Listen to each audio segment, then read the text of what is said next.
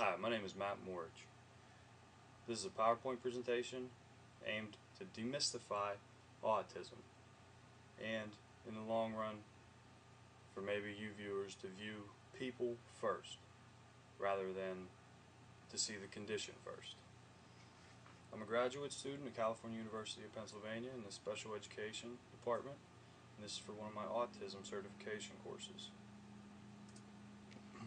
In this PowerPoint, we're going to define autism, look at some of the characteristics and symptoms of autism, check out the diagnosis, what's required to be diagnosed with autism, look at the spectrum with all 5 conditions, some treatments or myths, and then I'm going to leave you with something to think about. The definition of autism as defined by Wikipedia was a disorder of neural development characterized by impaired social interaction and communication, and by restricted and repetitive behavior. Definition basically states what you see or what you observe whenever you see someone with autism. The social interactions, such as lacking of intuition of others, as in not being able to understand what somebody wants to get across or how somebody else feels. Less eye contact, or you use others' hands to communicate. Somebody with autism will take their parents' hands and try to use their parents' hands to communicate that they're hungry, thirsty. Impaired communication. They're not able to speak, not able to request certain things by just speaking to us. They can't share experiences, and more or less they repeat what others do rather than do their own thing. And finally is the repetitive and restricted behaviors, which the repetitive behaviors is which you'll see most of the time is the hand flapping, the noises or sounds made, body rocking, and head rolling.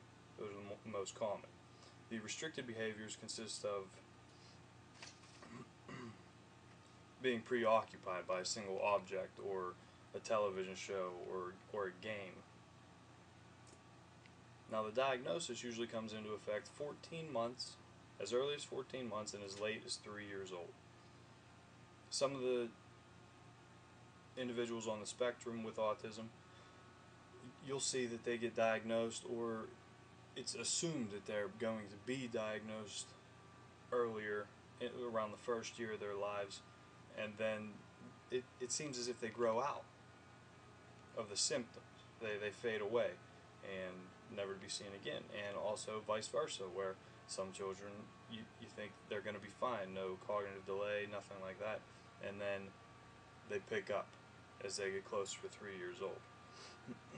Now, to be diagnosed, you must show at least 6 symptoms from what we talked earlier, and the 6 must have 2 social interaction impairments, which is the lacking of eye contact or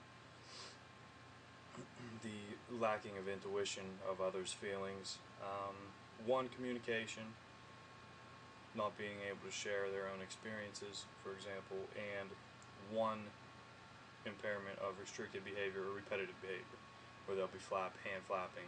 Now, usually you see most of the symptoms come out of the repetitive and restricted behavior. Now, the spectrum consists of 5 conditions. The first one is autism, which is the social, communication, and restricted behavior impairments, as we just discussed. Now, Asperger's is a little bit different. It's named after the gentleman that diagnosed it, discovered it. It differs in the presentation of the linguistic and cognitive development. The children with Asperger's tend to have limited empathy for their peers, and they're more clumsy.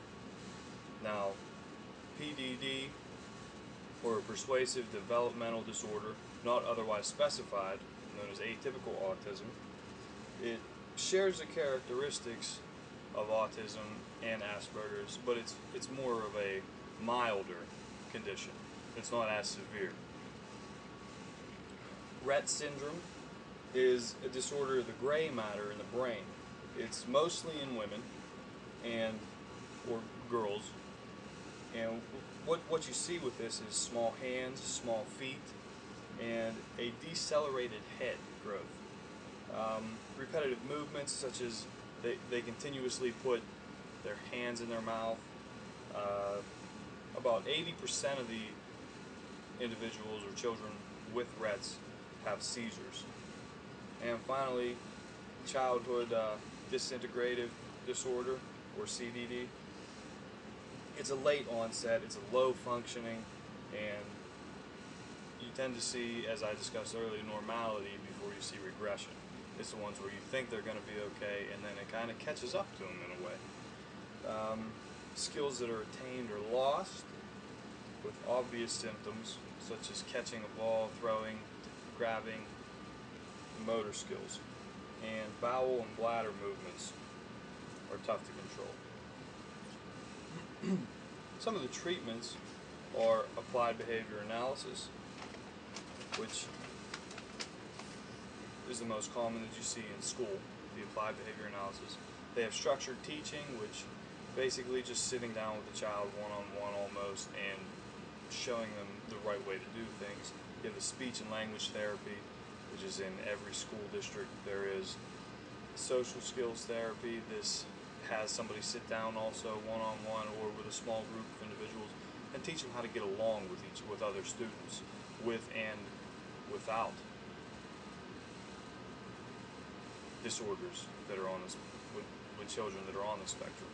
And then they also have occupational therapy, which helps students to realize what they need, what skills they need in order to grow and become a part of the community and be able to go out into the workforce if possible in the higher functioning disorders.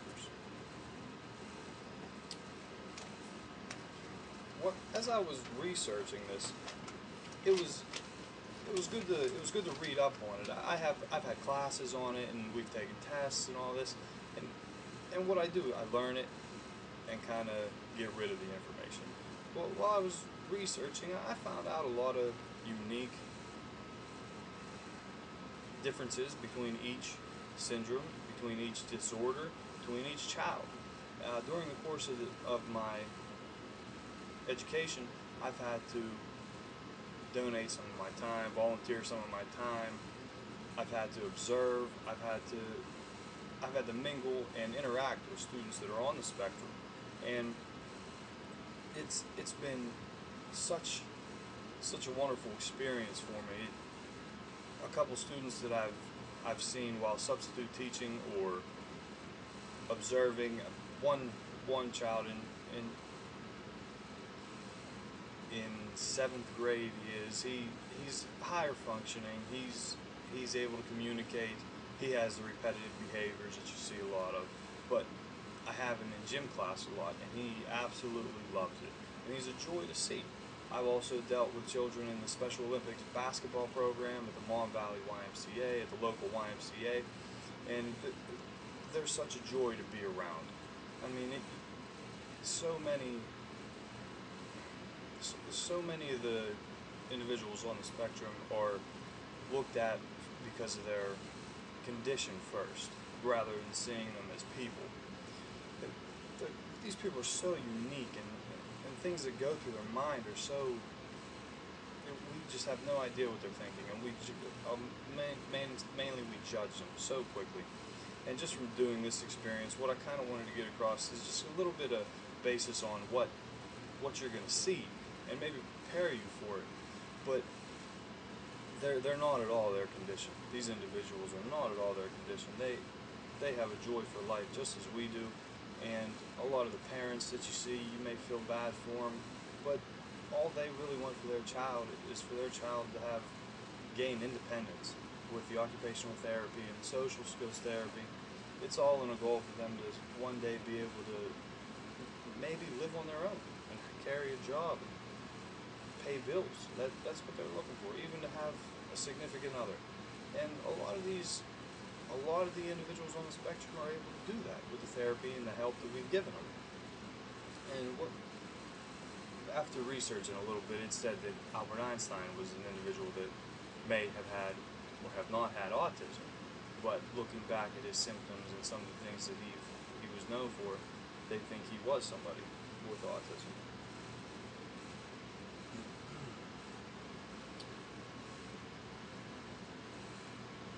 What I wanted to show you guys is that what we need to do is start looking at these individuals as people first and not as their condition. And although the experience with them was eye-opening and I absolutely loved it, that I ventured out to find more chances and opportunities to be with these kids, I was really hit hard whenever I had an assignment and had to view a video. I have that video for you, and that's what I'm going to leave you with. And I'd like you to take a look at it. Her name is Amanda Baggs. You can find it on YouTube. That's Amanda Baggs, B-A-G-G-S. You can find it on YouTube, and take a look at it sometime. I'm going to play it for you now, but really just think about it. Think about some of the things that she says, some of the things that happen, that they absolutely blew my mind. And this was, in special education we talk about interventions, and this was an intervention of my own for me. Well, thank you for your time. And I leave you with Amanda Baggs.